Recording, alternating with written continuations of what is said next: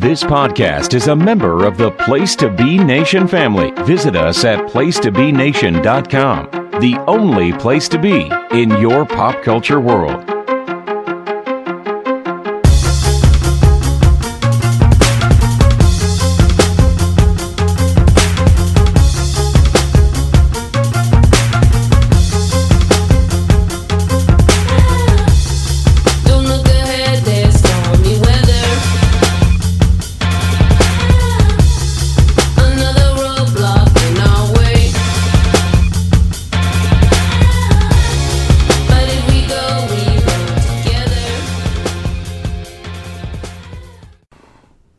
Welcome to the Row 1 Seat 1 podcast. This is Ben, a.k.a. Boston Nuga.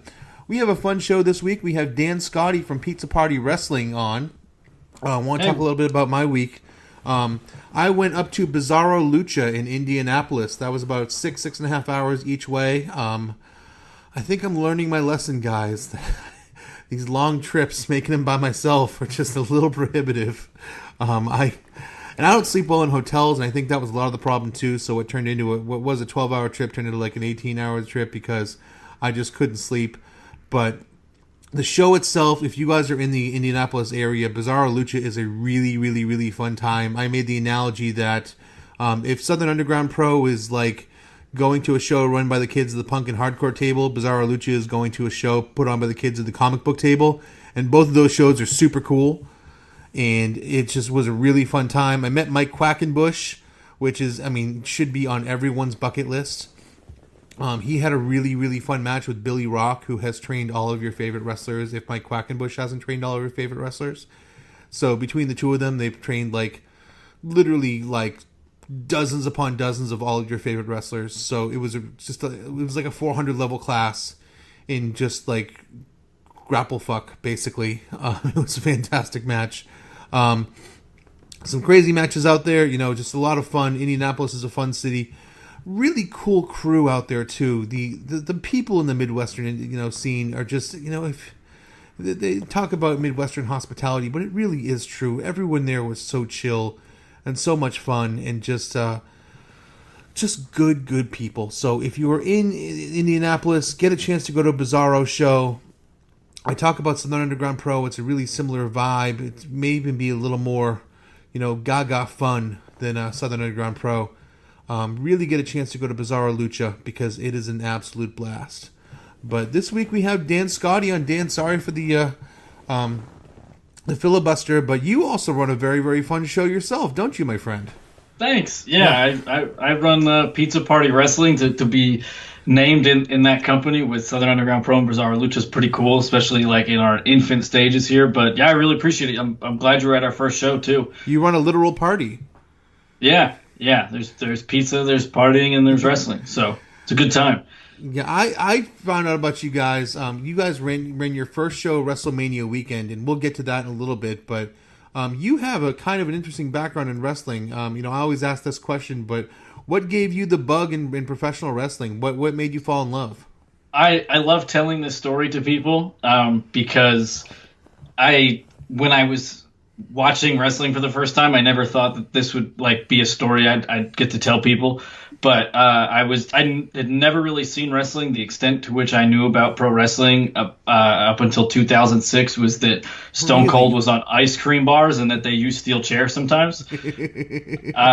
But I was at a friend's house on a Friday night, and somebody was like, "We have to watch SmackDown tonight. The Boogeyman is wrestling." That's amazing. And I watched the Boogeyman win a handicap match against the Dicks, and I was pretty much in. I didn't know how to watch wrestling at that time, so I'd only watch it with this one person who now, to my knowledge, hasn't watched wrestling probably since he showed me wrestling.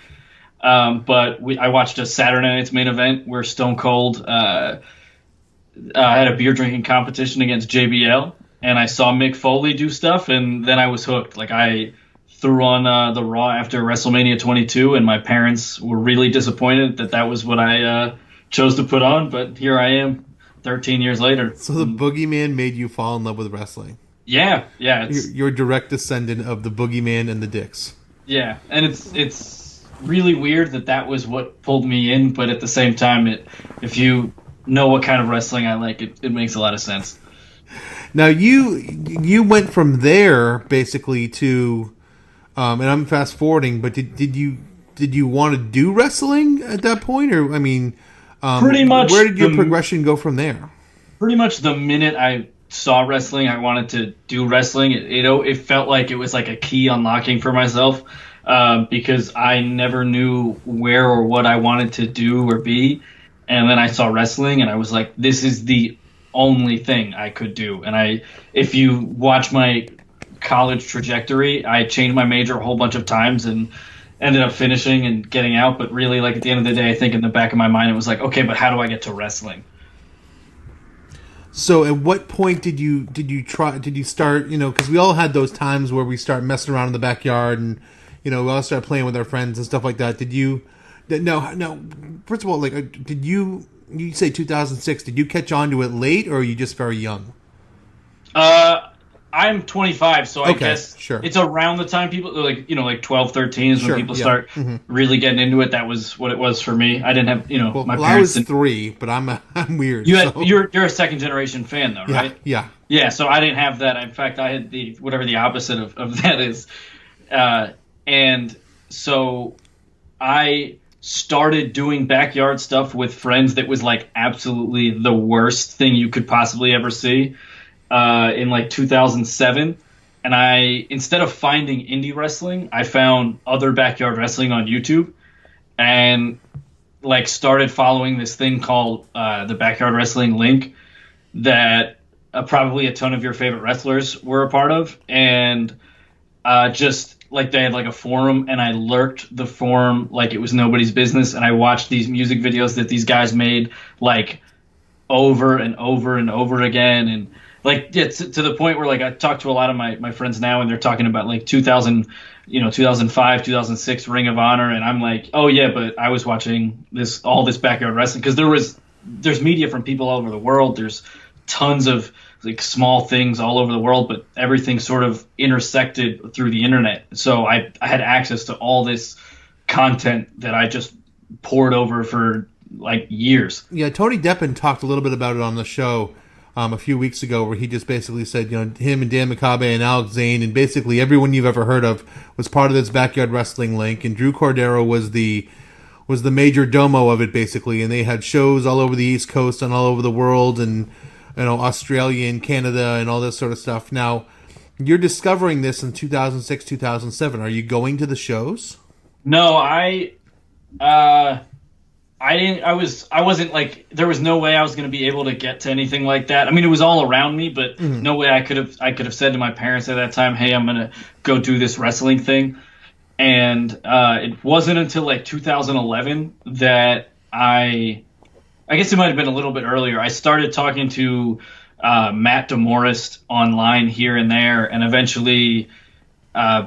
At one point, he offered to train me, and my parents shot it down. So then I like kind of stopped watching backyard wrestling and just watched, like WWE, and that's what was all I was consuming. And then like in 2015, I started watching it again and started messaging Matt DeMorris again, and was like, oh, I would like to just like wrestle one more time because I feel like I've missed the boat with wrestling, and that led me to just finding different backyard wrestling stuff that I hadn't watched. But there's this incredible it's like by no means is it like tasteful by today's standards, but there was this incredible series called Grapgasm that it was like a 20 episode arc, and just a bunch of guys hanging out doing like tapings on this huge base.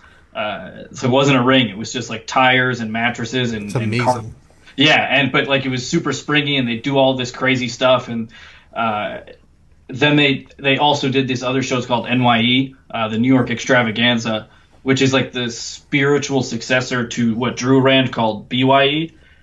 And anyone we've heard of in this, or at the NYE's, a lot of pizza party guys. Okay. Alex Zane was Brad Rush was part of like the original like Kentucky people that came up there. Matthew Alon, who was on our show, our last show, was from that scene as well. And it was just basically like a big hangout, and they progressed through the years, and you watch them and they're just so fun. Like the last one actually had people from England on it. So Sam Jude, who was on our first show, actually flew out. Yeah, he was like 18 years old, and he flew out to wrestle in Allentown, Pennsylvania. We had this world title belt that he won at like 17. So like this belt that we had that people like were obsessed with, this dude from England won. So it became like an actual world title. Yeah, it was pretty wild. And then so like the NYE series sort of stopped, and the scene was sort of on its dying legs. And that's actually when I showed up in backyard wrestling. I showed up in 2015, and just wanted to be part of it because these videos looked so much fun, and it was like always what I wanted my backyard wrestling experience to be. And I think I came in at the right time because people stopped giving a shit. So like I went to a show, and it was a lot like the territory, like the older days in wrestling, where it was like very hard to break in, and if you were new, like you'd kind of get shit on, and they like wasn't really open to letting new people in. And I went to a show, and like that somebody wanted another segment in something for a promo, and I was like, oh, I'll do a promo. And they're like, we don't even know if this guy can bump, like we don't know anything about him. And I told this guy, I was like, you should just headbutt me, and I'll talk shit, you come out and headbutt me. And he was like, okay, I guess. And nobody really knew what to expect from me. I cut this promo, and I ate this headbutt, got like knocked out, stood back up, because I was like, well, he told me he was going to lariat me after, so I have to get back up. And he hit me with a lariat. And then after that, I think everybody was like, this kid's crazy. And I kind of earned everybody's respect. And within a few months was like booking shows, and it was pretty weird, but the scene was kind of dying, so it was easy for me to like assert myself as a guy who was like running shows. Now, you knew about independent wrestling going on simultaneously, right? Was it just the backyard appealed more to you? Or was it just this kind of community that like, what was it about backyard wrestling that made you fall in love? I think one, it was like the accessibility. I think if I knew how to find indie wrestling, I think I probably would have watched that too. But the only alternative I knew about Impact, and I just chose not to watch it. Sure. As we all have, frankly. Yeah. And so I think it was just easier for me, and it was more relatable to me because like it was something I had done and always wanted to do. So it was something that I always like could sit there and be like, oh, wouldn't it be cool if I was there too? And I ended up as part of the community. I became friends with a bunch of people, and I ran my first show in 2016. It was called Yardy Gras. Yardy Gras. Yeah, and it was on a base. We made a base, and my dad was renting a house in the Hamptons, so we're just on a tennis court doing a backyard show. Yeah, and it was in the Hamptons. I can just imagine the reaction of the people from the Hamptons. Yeah. My dad had friends over, and they were like watching us wrestle, and I took a couple bumps, and they were like, "Oh my god, he has to be dead. There's no way he's still alive." These snooty white people are just mortified as hell. Yeah, my dad's sitting there. He's like, "No, he's fine. I can tell." And I'm like, "All right, my dad knows."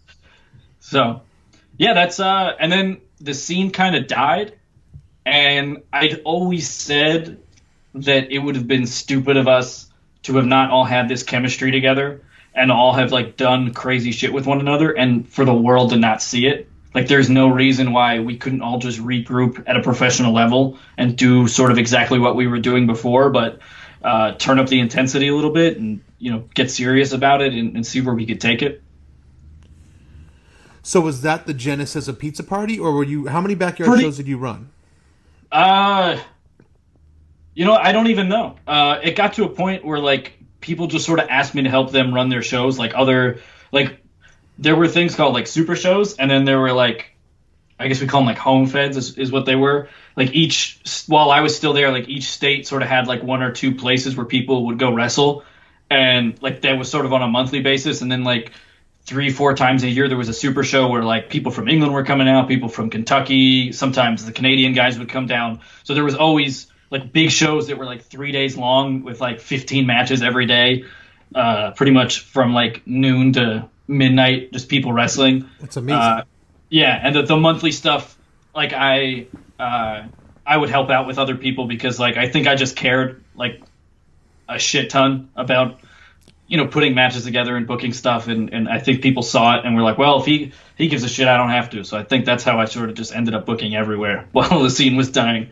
So you just, in the dying days of backyard wrestling, you became like a Drew Cordero figure, basically. Yeah, I guess to say that is wild for me to even consider, but I guess so. Yeah. I guess I can't say that backyard wrestling is dead because there's still places that do it. It's just the run and era of guys I guess for lack of a better term came up with. They're all sort of done and away from it now for the most part.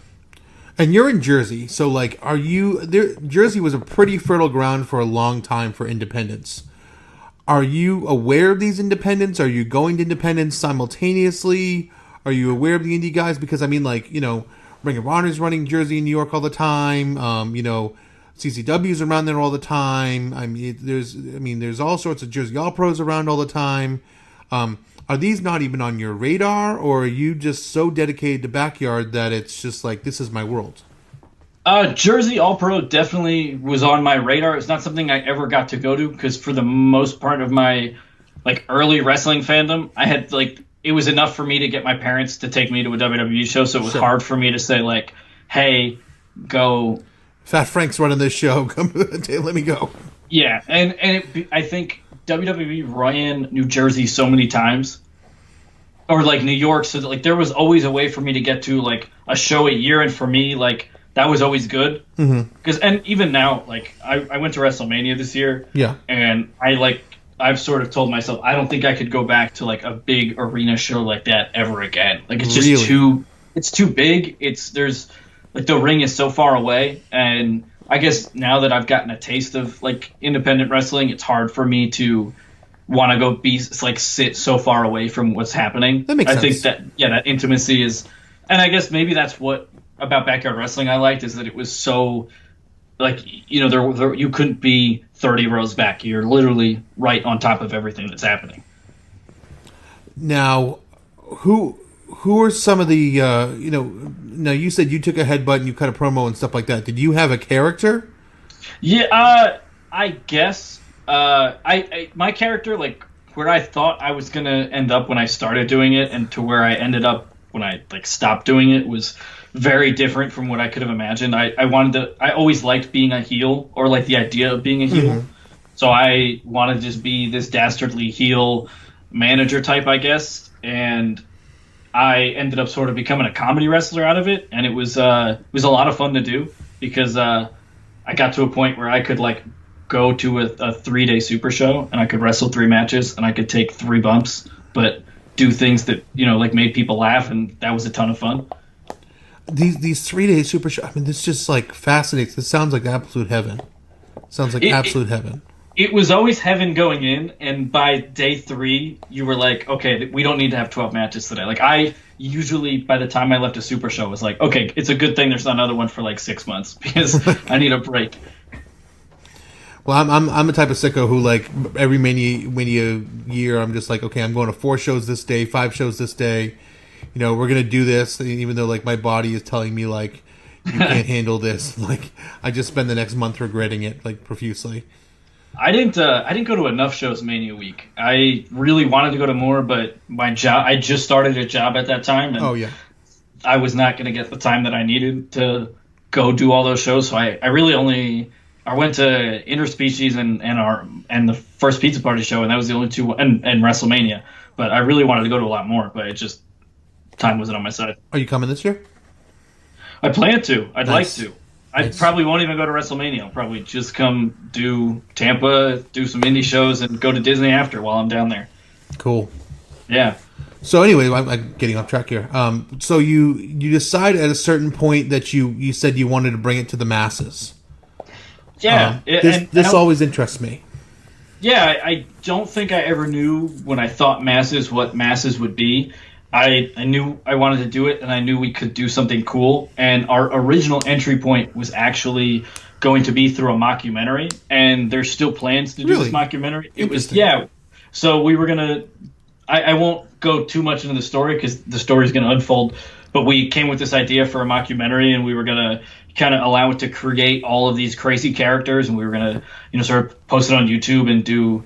I don't want to say anything like Being the Elite because it would have been more like a Parks and Rec or The Office or What We Do in the Shadows than it would have been Speak my something. language. Yeah, it would have been a little more out there, call a lot of, like poked a lot of fun at wrestling tropes, and I hope we can do it. It's something I still really want to do and get off the ground, but that was the original entry point, and then Mania was going to be here, and oddly enough, I was watching tickets sell out to things, and I was like, okay, wait a second. There's going to be 80,000 people in New Jersey. Or we like don't need 280,000 people in New Jersey. Yeah, or just for wrestling that weekend. Yeah. And I said, you might as well, we don't need all of them, but if some of them come watch some crazy shit that we put together, let's just see what happens. And we waffled with the idea for a few months, and I reached out to Makabe because he was going to be here, and then we reached out to Fred Yehai, and we had that match, and then we kind of put a whole show together around that match. And we really, as every step happened, we really didn't know where it was going to go, and then it got to a point where it sort of exploded, and I didn't think there would have been any real buzz about it, but I guess there was, and it was crazy. It really, still to this day, I can't believe that we did what we did that weekend. Yeah, Fred and Dan was the selling point to me, and you're telling me they were your building block there, basically there as well. Yeah, it was always sort of, okay, this is probably what people will come watch, and we could probably throw some other stuff at them. And then when we actually announced the show, we'd only really, we had things booked, but so many people came out of the woodwork and wanted to be part of the show, and we were like, we'd be fools to turn this down. This is, nobody sort of gets this kind of reaction about a first show, so we really sat down, thought about what we could add to it, and we ended up with what we ended up with. But it was we were going through my apartment the other day, and we saw a piece of paper that had what the original card would have been, and it was so far from where we ended up. But I'm so happy we ended up with what we ended up with. No, you had some crazy talent on that show. Robbie Eagles is in the goddamn Bullet Club. Alex Zane is blowing up everywhere. Shotzi Blackheart I saw this weekend. She's she's everywhere. Jay Freddy's on Beyond all over the place. Rory Gulak's on Bloodsport. I'm forgetting a million guys basically, but I had a damn good time at that show, and I actually changed my travel plans just so I could make that show, and I know a lot of other people did as well, because we saw the talent on that show, we saw the names, and you seem like a damn likable guy, and we wanted to support you. And we're like, we're going to go up on Wednesday as opposed to going up on Thursday. See, I didn't realize that. That warms my heart so much. I couldn't even. Yeah, that's insane. Thank you for doing that, because I think you guys being there helped make it even. I think the crowd we had that night was so special. We had a guy from New Japan staff there who walked up to me and was like, "Yeah, I work for New Japan. You're the promoter?" And I was like, "Yeah." And he's like, "Well, this is fun." And then sat down and watched him wrestling. And it was real weird. No, I was sitting there with Pete, and obviously you talked to Pete. Yep. And me and Pete changed our plans. I came up with Dylan and Matt Griffin, and we all changed our plans, and Jaden Newman. And we're like, no, we want to go to this pizza party show. It's Wednesday. Let's try to get another day off from work. Start Mania weekend a day early. We were pissed off that we were in traffic, because we wanted to be at the venue even earlier. But Jersey traffic, what are you going to do? Especially up there. That's the one part about that venue, that the getting it there is pretty much like going to the George Washington Bridge, which is always a nightmare. Oh, I avoided that, but it was just it took us it should have been 12 hours and it took us 14, and those last 2 hours were agony because we weren't moving. Oh, damn it. But we just really wanted to get there because the card was fantastic and the show was fantastic. Thank you. We had an blast. Two of my top 5 matches from Mania weekend were on that card, and I saw a damn lot of wrestling that week. So put that in your cap, because those were unbelievable. Thank you. Yeah, it was, and I said to now AEW ref Aubrey Edwards in the middle of it had to be the third or fourth match. I whispered to her, I was like, it shouldn't be this much fun, and she said, nope, it is, and that's why everybody does it, because it's this much fun. That's why, yeah, and so yeah, I've had a blast doing it. This has been, the whole ride so far has been surreal, but it's just so cool to be able to be afforded the opportunity to think about wrestling as much as I get to think about wrestling now. It's not crazy anymore. like I have a reason to think this much about wrestling. Talk about how you pick your talent too, because obviously you said Fred Yehai and Dan Makabe were your cornerstones there, but you had, and then you said a lot of people reached out to you, but you want to make a point to get your backyard people on the show as well and show them off to the world. So talk about that decision and talk about how you sprinkled them in, because this was some creative booking. Thank you. Yeah, it was creative. Is I appreciate that.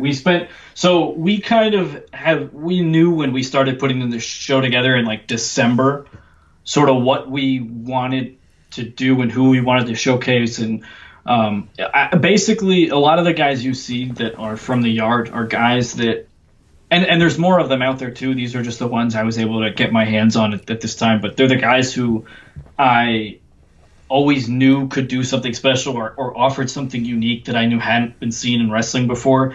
And I didn't want somebody to like find one of the videos and do their finisher. And, nobody owns their finisher, but I wanted that person who came up with it and did it to have that moment, even if they wrestle 3 matches for us and that's it, they decide they don't want to do it anymore.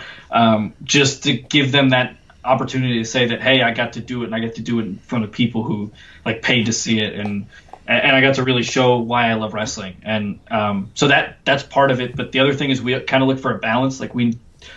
I think a lot of times what a wrestling fan doesn't consider is the balance with putting together a show, is that you can have like 50 guys who all do 630s, but then the guy who it sort of waters it down for everybody else. So we wanted to make sure that everybody we used on that first show had a chance to show off what they did, and it wasn't watered down, or you didn't see it 6 times on the show. We really thought about what everybody brought to the table, and we wanted to make sure that it got over the way it did. I mean, because one of my favorite things in wrestling is that feeling of discovery, is that feeling where I see someone that I haven't seen before, and it's just like, wow, this guy can do things. And one guy in your show that, and just because the name is so memorable, is this guy you brought out called Tyrannosaurus Flex, and he's 6'8" and jacked to the gills, and could move and could work, and I'm just like, how the fuck has no one ever talked about this guy before? I want to know everything about him. This guy's amazing, because I have a thing for big hosses anyways. But this guy's a big fucking hoss, and he can do all sorts of stuff, and this is amazing. And no one knew him from Adam, but it's just like, I need to know everything about this human being. It's just like, and you afforded me. There were 5 or 6 guys on the show. It's just like, I don't know anything about this human being. I want to know more. And with a lot of it, especially at Mania Weekend, where you're seeing the same 50, 60 guys being recycled, your show at least afforded an opportunity to see people who otherwise aren't being seen. And there's, and it's independent wrestling is running a lot of needs to break out new stars and needs to break out new people, and is recycling a lot. And there's nothing wrong with that, but there needs to be room for new people and for people to grow and to be discovered, and you're doing that. Yeah, it's cool that it's taken, because I think it's very easy with wrestling. I went to watch Tony Deppen wrestle Janela that first time at CCW almost 3 years ago now, and Tony came out and he was new, and they didn't take well to him, and he got a roll of toilet paper thrown at his face, and he threw it right back at the guy, and Tony went in there and he blew the house down, and by the end of it they're all chanting Tony, and I was expecting a lot more of that when we started, but fortunately, I guess either these guys are as interesting as I thought they were, or these we just have a really good group of people coming to watch the shows that are willing to give us a chance. But I hope it's the former. But I just think it's really cool to see a guy like Oswald Project who can join Twitter. And everybody, there's a group of people, and a couple people within wrestling have talked to me about him, and it's really cool to see that guy would have never taken the chance, but he's we gave him the platform, and he's now really getting to show his stuff. It's really I'm so humbled that people are watching him and taking to him. And are you seeing your guys getting bookings too? Like other places? That has to be the best feeling. That is too. It was somebody got booked the other day, and they messaged me and said, "Hey, is it okay?" And I was like, "Well, you don't have to ask permission. Go out there and do your thing. That's you didn't sign a contract with me. You can go do whatever you want." Like, but I'm so pumped. Like I make sure to let them know. Like I want you guys to go wrestle everywhere. Yeah, that has to be just an amazing feeling. Just like, oh, cool. Like you're growing, you're expanding. That's such a cool feeling. We were. It's even crazier that like when people talk about Alex now, you see them mention, "Oh, I saw your match with Robbie Eagles at Pizza Party, and now you're here." And it's like, it's crazy that like when Alex Zane hit that 6:30 at the Backyard Wrestling Show, that like our feed was like going, because I was like, he's not a Pizza Party guy. He's a guy that we know, he's a friend, but like he wrestles everywhere. Yeah. But yeah, it's crazy to even that like right now, and you look at SEI, that you see that Makabe and Deppin and Zane were like the three names that all over Twitter that you saw that weekend. It was like, man, like a year ago you could not have believed that this would have happened. But they, I always thought these guys deserved it, but it's crazy that we're here now and this is what wrestling is. It's really exciting. That's such a cool feeling. And then so your first show was a success. I mean, and obviously because and also it has to be just because I have to mention this. You kind of offhandedly said, "Oh, there's all these people coming in for Mania weekend and stuff like that." But I mean, that takes balls to run Mania week against literally the top promotions in the world. I mean, everyone's running Mania week, and you decide to kick off the damn week. That's bold. That's very bold to run your first show ever, WrestleMania week. You should be given lots of credit for that. Thanks. Yeah, it was crazy, and especially because as we did it, like I work in social media. Like I'm always vanity searching or Google searching things just to see how much of an impression like we really made, and to see like our name on the top of the CBS Sports like WrestleMania week preview, and nobody wrote anything about, but just our name was at the top of the thing, and just to be listed in a table with all those companies that I've watched and paid a ton of money to go, like for either like a New Japan World subscription, or I watch so many GCW pay-per-views, and to just be listed on the same website as them in the same breath. It's still crazy to even be here. So you ran a second show. Yes. And talk a little bit about how your last show went and how you're kind of leading up to your third show.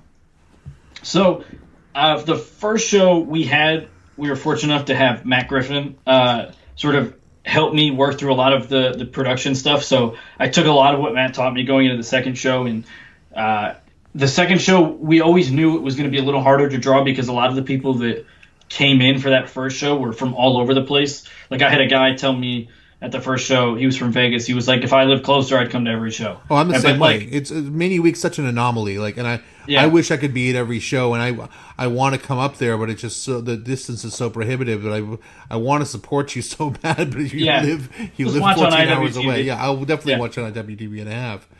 Yeah. So the second show, there was I think a bigger learning curve because there wasn't WrestleMania week to leverage. So it was just different.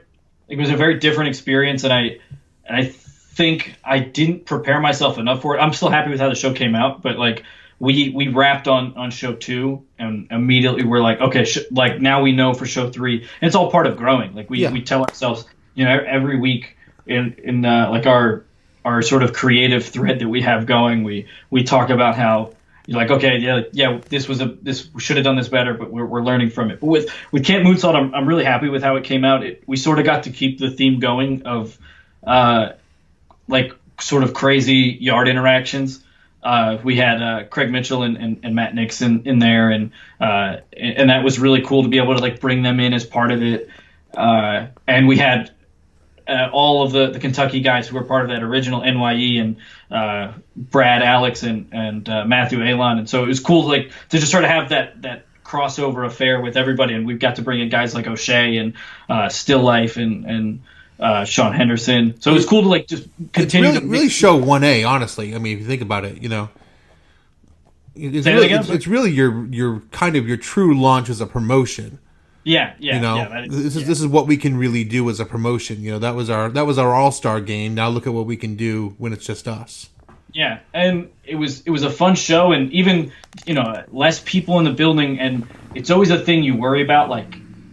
I think when you spend as much time on an idea, you're like, oh man, are they really going to enjoy what you put on? In the back of your mind, there's always a doubt. Are they really going to like this? And the minute the dark match started to the minute the show ended, people were on their feet having a good time, and that's a very cool thing to see. It's awesome to watch people come to a wrestling show and want to have fun. I think when you watch WWE, you're like, these people not like fun? They're coming in here and just being upset the whole time. So when you kind of get that expectation, oh man, if we just do one thing wrong, they'll all go. But it's really, that's I think the coolest thing about independent wrestling is that people are paying money and they want to have fun watching wrestling, and to see that they're paying money and coming and having fun at our shows is amazing.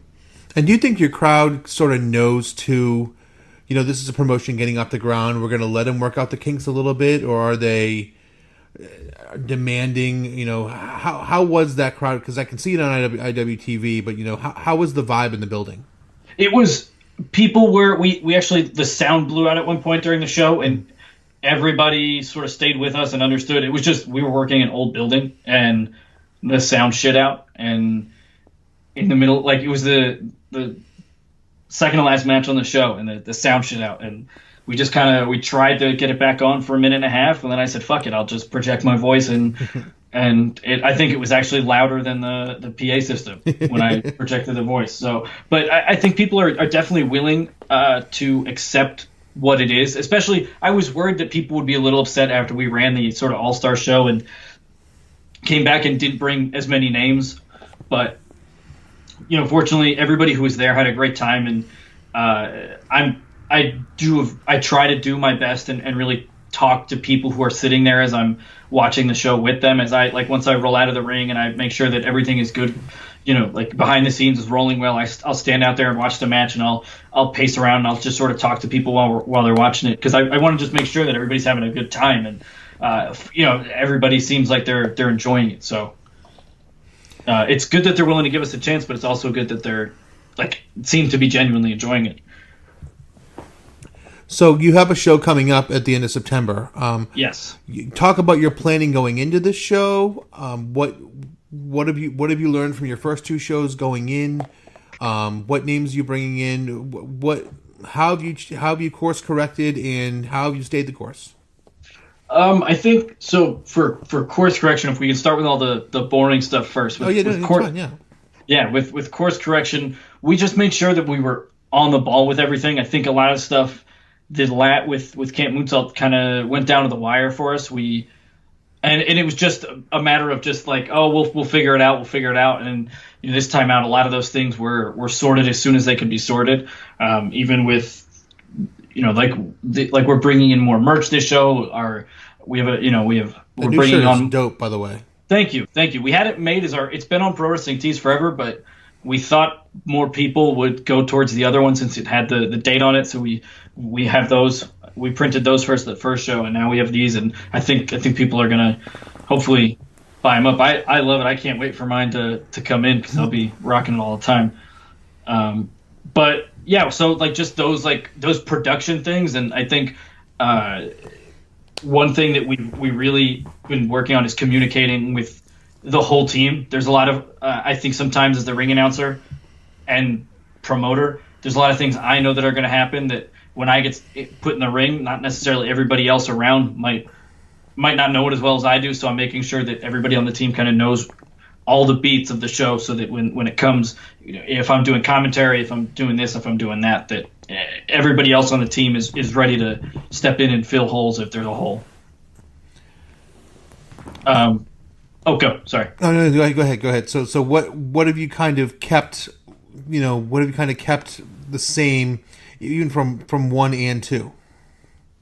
From 1 and 2, definitely the balance of show. We want that to sort of be our thing. We want to make sure there's something for everybody on every show, and that's sort of what we've been hoping to keep as a main theme of every show.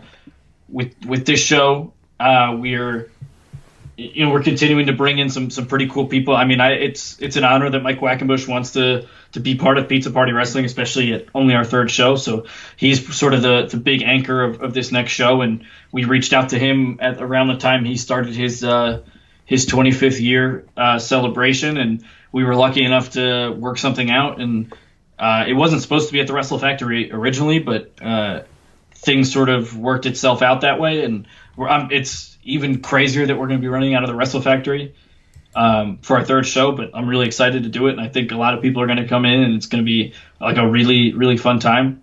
I'm really excited about Cabana Man Dan and KTB. I think that match is probably going to be unlike anything that we've seen from either of them. I think it's just going to be a very different match, and I'm excited that we're the first people that got to put that together. You're going to love Cabana Man Dan. You're absolutely going to love Cabana Man Dan. Yeah, he's a joy both in and out of the ring. He's a quality human being, and he is among the 5 most entertaining wrestlers on the independent scene right now. He's just a gem. Good to know. We're he's an absolute gem. We'll be hanging out with him for a few days, so we'll go exciting. Match by match. I just want to take a break for 1 second here and just do the Place to Be Nation break here. On the Place to Be Nation pop feed, the hard-traveling fanboys welcome WWE SmackDown Jason Ayers for a new series called Secret Origins. Jason delves into the similarities between comic books and wrestling, and he explains the stories and characters that have made him a lifetime comic fan. On DC4U, Russell and Todd dive into what's going on with DC Comics right now and their monthly current events and read listener picks for the best Justice League Unlimited episodes on the show's 15th anniversary. On the inaugural sports edition of Looking Forward, Looking Back, Andy is joined by the Cowboy, Roger Morissette, Scott Criscolo, and Peter Winston to look forward and preview the upcoming NFL season and look back and analyze the most recent seasons of the NBA and NHL. The Year in Pop returns with Andy and Scott being joined by George Rubinello and J. Arsenio D'Amato with news and sports from the year 1977. On New Sunday Groove, David and guest Andy Helene discuss their personal Desert Island discs. On New Marvel Age, our favorite Sarcastic Four take a concentrated look at roughly 1/3 of the most significant of Marvel's output from 72. The Greatest Songs of the 80 tournament continues. There'll be 4 polls a day, podcast for round 3. Posted for round 3. You can get in the action on Facebook by searching PTBN's Greatest Song of the 80s tournament, liking the page. Be sure to weigh in. On the Place to Be podcast, Scott and Peter Winston look at the last Saturday night's main event from 89. I welcome Tank in the 20th episode of Row 1, Seat 1. And on episode 3 of Stream 3-Way Dance, JT D'Amato and Jenny run down the entire month of ECW Hardcore following the night the line was crossed. On PlaceToBeNation.com, PTBN's Tribute to 94 continues to roll on with lots of great content. Every Wednesday, we have Glenn's Weekly Walk. And check our social media pages and message board at bigelow34.proboards.com for information on joining our GWE, PPV, and TV Match Ever project. Get in the conversation today and start researching your list. Now, Dan, what matches do we have coming up on the 28th for people who are in the area and are thinking of going to this show? I just want to say, the way you read through that, man, you could read legal disclaimers at the end of commercials. I'm like the Micro Machines guy, man. You know. So let's see. I don't know if we should start at the end or the beginning. I guess we'll start based on memory. Build up like a card, man. All right. So opening the show, we have Sean Henderson. He was originally scheduled to face Bullet Joe, but due to some complications, that match is actually going to be a little bit different. Sean Henderson will be in action. I won't say who against yet, as we have we're working into that. But we were tremendously happy with Sean Henderson on our last show. He came in and worked Still Life with Apricots and Pears in a sort of an arts and crafts themed match at our summer camp show. And, as one does. And Sean Henderson is just the absolute most lovely human being. Really, really great guy. And has a lot of upside, so we're excited to sort of help show him to the world as well. He's one of those, he's a Matt Tremont student. He works regularly at H2O, and he seems like he's going to become an interspecies regular. But I think he's a really great guy who deserves a platform right now. So definitely, what we're going to do there, I hope everybody is excited about. Then we have the Atlantic City Scoundrels, sort of the top dogs in Pizza Party Wrestling's tag team division. versus a newer team in the Midnight Coal Company. These guys entertain the heck out of me. You enjoyed that train tying promo? Oh, loved it. Loved it. Yeah, we as a little behind the scenes note there. We during if you watch Camp Moonsault, you might have seen this during Brad Rush versus Alex Zane, which you should definitely check out because it's a really fun match. Brad Rush locked in this sort of leg lock on Alex Zane and had him in the middle of the ring, and Alex was reaching for the ropes, and we had a timekeeper who had a little too much to drink, not affiliated with Pizza Party in any way either. Not sure how he got the ring bell, but he rang the ring bell early and kind of took the wind out of the sails of that match going into the finish. But it was still a great match, but we decided it would be cool to not take that moment lying down, and we came up with a really cool promo that I think introduced the team quite nicely.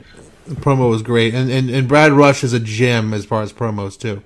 He's a lot of fun, and I hope as he continues to get more matches under his belt, people can see that he's a really good performer. And what do you got next? Next we would have the Ava Everett, Molly McCoy. Yeah, Molly McCoy versus Ava Everett. Yeah, that would be next.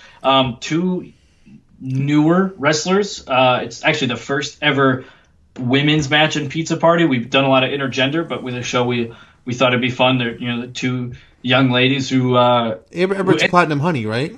Yeah, she's a Platinum Honey, and Molly McCoy's newer to Chikara. She's been training there for a while, but she's sort of picking up some steam, and I think this will be a cool match to look back on in a few years to see where these two end, like watch as they grow, to be able to look back and see that it's cool that they met here for the first time.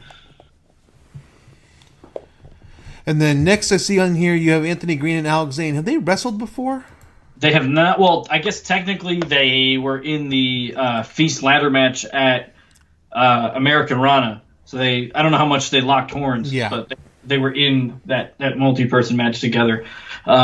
Really excited about this because it's two guys who are really their stock is really rising right now. I mean, Green just came off wrestling on the WWE Network, and Alex is become almost GCW's favorite son. So it'll be a really cool, different match to putting these two guys together, and as their both careers are really taking off. And then I see a match here with a lot of guys that seem like your guys. Demorest, Oswald Project, Sonny Defarge, and Matt Vertigo, who really impressed me at your first show. Talk about some of these guys. So with this, again, Oswald Project has been he's an incredibly talented petri dish of a human being. For those of you who don't know his backstory, he was created in a lab in Wyoming in a petri dish, and is insanely flexible to a point which it almost seems unhuman. And he's done some really impressive stuff in his first two matches. I love this. Yeah, he's really, even I've seen him do some crazy things, but that moonsault. That standing moonsault, handspring, whatever, I don't even know what you'd call it, he did last show. Like, jaw was on the floor, I dropped my mic, like the whole thing, like lost my. He's just incredible. And if you've never seen EM Demorest in action, he does some crazy explosive offense and is capable of some. Whereas Oswald is incapable of flexibility, he's got strength on his side. I've seen him lift 3 people up and do like a triple F5 before. So he is an animal. And then Matt Vertigo is, he's somebody that I think with the more matches he continues to have, like on an IWTV, and the more people get eyes on him, he's a tremendous performer, and he's very good, and he's only getting better every match. So he's somebody you should definitely look out for. And that's not to say Sonny Defarge in this match, I'm really excited to see how he meshes with them. He's a Chikara mainstay. He's normally performs in the tag team division, so not usually used to seeing him in a 4-way. But I know that with those 3 guys, I think those 4 guys are all going to mesh to do some really incredible stuff, and I think people should definitely pay attention to that one. And then we talked about Cabana Man Dan and KTB. What a matchup! Just that's one you're going to want to watch, most definitely. Yeah, it's something that, like, when with the first Pizza Party show, you sort of knew exactly what Maccabi Yehi was going to be, but it still blew your mind. This, I think I have no idea what it's going to be, but I know it's going to blow my mind. And then your main is a 6-man Quackenbush, Danger Hawk, and Boomer Hatfield versus Royally Gulak, Hallowicked, and Cornelius Crumbles. That looks like a Chikara special, and I mean that in the best possible way. Yeah, we really wanted to get, when we found out that Rory and Quack had never locked up, we decided it was something we really wanted to see happen, and we thought Team Gulak versus Team Quack would be a cool way to do it, because there's some other Chikara guys that just are very talented. Boomer, Crumbles and Danger Hawk all are, they're newer, but they all bring a lot to the table, and it'll be a cool platform match for all of them. And Hallowicked is Hallowicked, and we knew we couldn't run a show at the Wrestle Factory and with Mike Quackenbush without having Hallowicked as part of it. So we had to. So it's it's sort of it's got a little bit of everything for Chikara fans, and for Pizza Party fans as well. So it's going to be a cool, I think, homage to Mike Quackenbush with that one. No, so it looks like a 6-match card, or am I leaving anything out here? Did we? There's going to be 8 matches. There's one match we have not announced. Mm-hmm. I'm trying to. Did we? I think we got all of them that we talked. I have the card right here because it's. No, we went through all of them. Okay, great. Okay. Yeah, because the Sean Henderson match has Sean been. Henderson match, that one. Yeah, okay. Yeah, so that's all 7. And there is an 8th one on the way. We've sort of alluded to it right now. With Van Valley, he turned on Camp Moonsault last show. The guy's a beast. Yeah, we're trying to get our comeuppance on him. There's a bounty on his head, and if we're lucky, by the end of Grapple Picking, he'll have paid up on that bounty, or somebody will cash in on that bounty, and we'll get our revenge on losing Camp Moonsault. Well, one last question for you, because everyone who's asked me about Pizza Party Wrestling asks me, and I'm sure asks you, the pizza. It's so damn good, and I'm not even a person who loves pizza, but it's so damn good. Is it a secret where you get it from, or is it a pizza place you want to plug? We actually just sort of go with a different local place every time. Okay. We do it. Yeah, we find a local place that is good and sort of popular within that area, and we give it some love by having it at our show. So with Philadelphia, I still have to hone in on where it's going to be from. If you've got suggestions, people in Philadelphia, I'd love to hear them, because we still have a few weeks to put that all together. That's usually like one of the last things we do. We want to make sure that we pick the best pizza and we get the right amount of pizza for everybody that's going to be there. Well, Dan, I appreciate it, my friend. So you want to plug the show one last time, plug your social media, sure. Just anything else you want to get out there. Okay, cool. So yeah, September 28th, Philadelphia, the Wrestle Factory. Pizza Party's going grapple picking. Wear flannel for sure. Flannel optional, but still wear it. Optional but mandatory. Yeah, optional but mandatory. It'll be like a grunge show in 1991. Yeah, with last show we tried to get everybody to wear tie-dye, but we messaged it a little too late. So now you've got 25 days to go get your flannels. You can get tickets online at bit.ly/grapple picking, capital G and capital P, initial caps. Or just go to your Twitter page. Yeah, you can go to our Twitter page. It's at Pizza Wrestling. We're on Facebook at Pizza Party Wrestling, and you can follow us on Instagram at Pizza Party Pro. We used to be Pizza Party Wrestling, but Instagram thought we were robots, and they stole our account, and they won't give it back. They actually stopped answering my emails, so Instagram's pretty much dead to me. Well, Dan, I appreciate it, my friend. Thank you for having me on. You're a good guy. We're all rooting for you. We get some good cards coming up. You got a hell of a wonderful promotion that you've started up, and we're just rooting for the best for you, my friend. Thank you. Before I go, is there any theme from Pizza Party you'd like to see within the next 365 days? I've told this to every promoter I've talked to, and it fits nothing whatsoever in your motif whatsoever. But I want someone to run a show called Free Bobby Brown.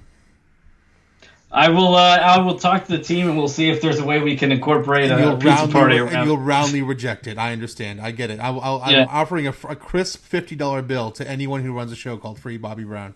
I'll pitch that. I'm telling you, the Pizza Party HBIC will turn it down, but we'll float. Everybody, go follow her on Twitter at Pizza Party HBIC. She just joined Twitter and she does.